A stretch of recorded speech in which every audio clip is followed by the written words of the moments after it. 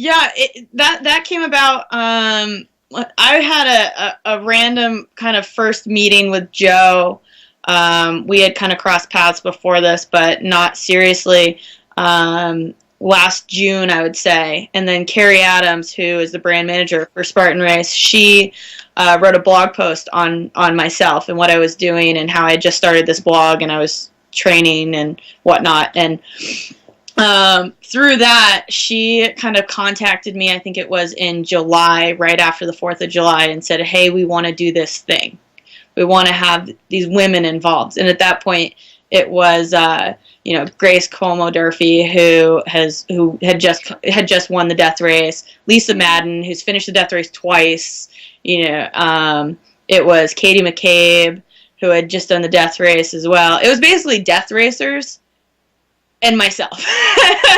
And then there was Maria Scanlon, who was working at Spartan Race at the time, and Stacy Schuler, who you know through Power Through and whatnot. She had contacted, yeah, exactly. She had contacted them. I forget how she got pulled in or whatnot, but we ended up with about 10 or 12 women by the time that the Spartan Beast rolled around. And somehow, I don't know how, I think Carrie conned me into this somehow, but I ended up being the one who got all the contact information from everybody, got what size everybody wanted for the chicked gear, and was kind of the I ended up being the go-to person for it. So at that point, I earned the title team manager for life.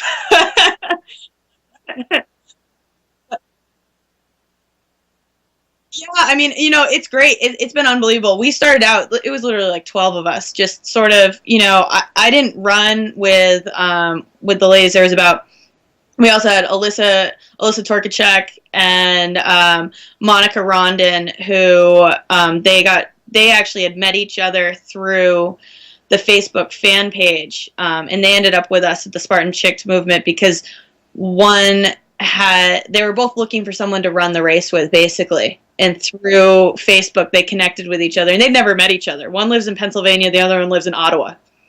And so they came to the race, and they met each other.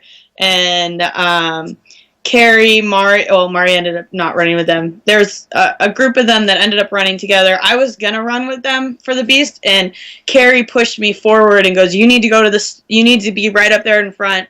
Like, she said she knew that I was going to do well that day, and I had no idea. I just went. But she pushed me to the front, and so I didn't end up running with them that day, but Carrie knew that I would be on the podium that day, and I didn't know that. But she knew that I'd been training enough to be on the podium and push me ahead. And we've been sort of with the group. We started the Facebook group right after the race. I think we ended up after the race with about 25 women in the Facebook group. And today, as of this afternoon, we have over 2,600 in the group. And it hasn't even been a year yet. It's unbelievable. It's really become a place for women to come together. There are questions that come out in there that I think it would horrify most men if they read it. But it's we've kept the guys out. It's still only women in the group, and it gives women a place to vent about things that are going on in their life, struggles that are unique to women. Just having a baby, wanting to do a race, to other feminine things, to other more different issues with what happens when I'm stronger than my boyfriend, and he's intimidated by the fact that. So it's just a whole support network, and it's great to see some of the women have met each other through it now and are doing races together through it. So it's just been this great support system for women to just get out there and go, and I've been blessed to be part of it. Like I feel really lucky to be part of the group of this group of women, because they're phenomenal.